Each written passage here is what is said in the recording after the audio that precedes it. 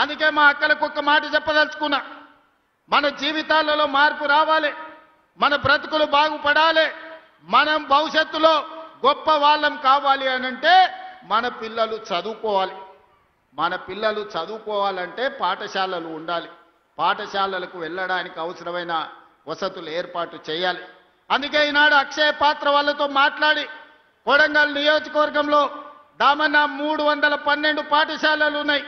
28,000 మంది విద్యార్థులుంటే ఉదయం తల్లిదండ్రులు కూలి పనికో వ్యవసాయం పనులకు వెళ్ళినప్పుడు ఆ పిల్లలకు టిఫిన్ పెట్టకపోతే కాలే కడుపుతో బడికి వస్తే వాళ్ళు సరిగ్గా చదువుకోలేకపోతున్నారని ఆలోచన చేసి అక్షయ పాత్ర వాళ్ళతో మాట్లాడి అమ్మ ఎట్లా ఆలోచన చేస్తుందో అన్న ఎట్లా ఆలోచన చేస్తాడో ఆ విధంగా ఆలోచన చేసి ఈనాడు కొడంగల్ నియోజకవర్గంలో ప్రతిరోజు ఉదయం అక్షయ పాత్ర వాళ్ళ సహకారంతో 28,000 మంది విద్యార్థులకు ఉదయం పూట నాష్ట పెడుతున్నాము.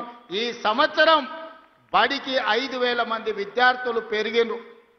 ఒకనాడు టిఫిన్ చేయకపోవడం వల్ల ఇంటి దగ్గర పనులు ఉండడం వల్ల పిల్లలు పాఠశాలకు దూరమైనరు, చదువులకు దూరమైనరు.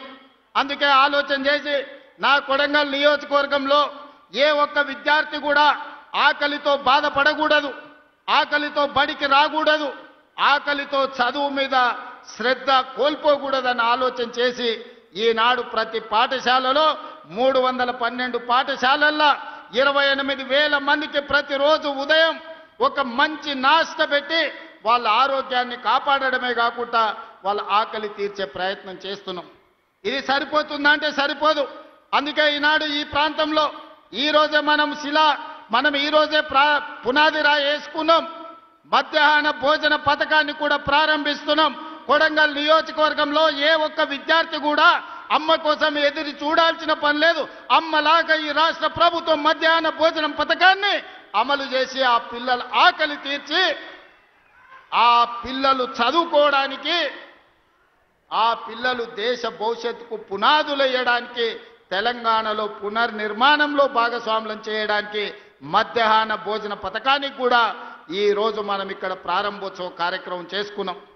ఆనాడు మొట్టమొదటి ప్రధానమంత్రి దేశ స్వతంత్రం వచ్చిన తర్వాత పండిత్ జవహర్లాల్ నెహ్రూ గారు కరువు కాటకాలతో ఆకలితో అలమటిస్తూ బురద మట్టి తిని బతుకుతున్న ఈ దేశానికి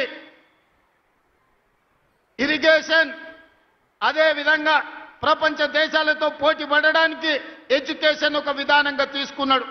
అందుకే ఈరోజు దేశంలో ఉన్న యూనివర్సిటీలన్నీ పండిత్ జవహర్లాల్ నెహ్రూ గారు ప్రారంభించారు.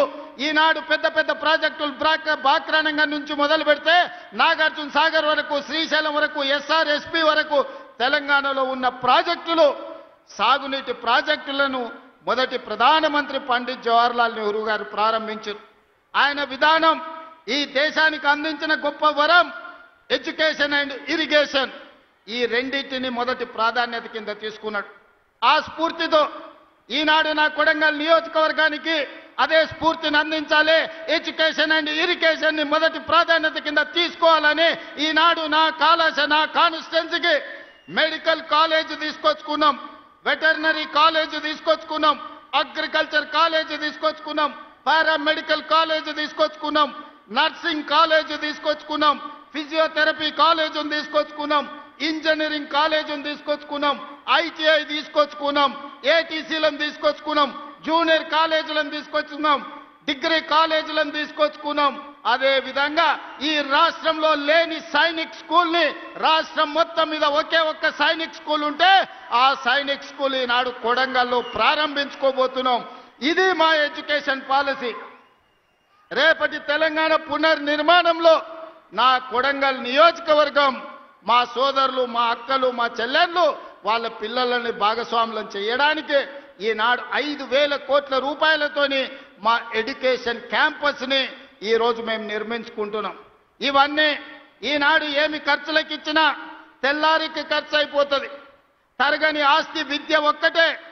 ఈ రోజు మేము ఐటీఐ చదువుకోవాలంటే ఒక దగ్గరికి పోవాలి, జూనియర్ కాలేజ్ చదువుకోవాలంటే ఇంకొక దగ్గరికి పోవాలి, ఇంజనీరింగ్ చదువుకోవాలంటే ఎక్కడికి పోవాలో తెలియదు, మెడికల్ కాలేజ్ అంటే ఎట్లుంటుందో మా ప్రాంతానికి తెలియదు. అందుకే రాష్ట్రం నలుమూలల వలసపోయినట్టు పొట్ట చేత పట్టుకొని చదువుకోవడానికి మేం వెళ్ళడమైంది. రాష్ట్రం నలుమూలల నుంచి చదువుకోవాలంటే ఎవరైనా నా కొడంగల్కు రావాలి, ఈ కొడంగల్లో చదువుకోవాలి. ఎవరైనా గొప్ప చదువు చదవాలి అంటే, గొప్ప చదువు వాళ్ళ పిల్లలు చదవాలంటే తల్లిదండ్రులు అయ్యా పిల్లగాన్ని కొడంగల్ పంపించారు, మంచిగా చదువుకుంటాడు, మంచి చదువులు చెప్తారు కొడంగల్ అని రాష్ట్రం నలుమూలల అమ్మలు మాట్లాడుకోవాలని ఇవాళ కొడంగల్ నియోజకవర్గానికి ఒక ఎడ్యుకేషన్ క్యాంపస్నే తీసుకొచ్చినాం. ఇవాళ మీ అందరు మంత్రివర్గంలో 100% సహకరించడం వల్ల ప్రతి గ్రామంలో పాఠశాల నడుస్తుంది, ప్రతి మండలంలో చదువుకునే కాలేజీలు వచ్చినాయి. నియోజకవర్గానికి మొత్తానికి ఒక ఎడ్యుకేషనల్ క్యాంపస్, ఉస్మానియా యూనివర్సిటీలో కూడా ఇన్ని ఫ్యాకల్టీస్ లేవు, ఇన్ని కాలేజీలు లేవు అక్కడ ఉండే క్యాంపస్లో. కానీ అదే కొడంగల్లో ఈనాడు వాటన్నిటినీ ఒకే ప్రాంతంలో కేంద్రీకరించి ఈరోజు పనులు ప్రారంభించుకున్నాం. సరిగ్గా 16 నెలలు తిరిగే లోపల ఇది ఒక అంతర్జాతీయ స్థాయి ఎడ్యుకేషనల్ హబ్గా దీన్ని మార్చడానికి మేము ప్రయత్నం చేస్తున్నాం.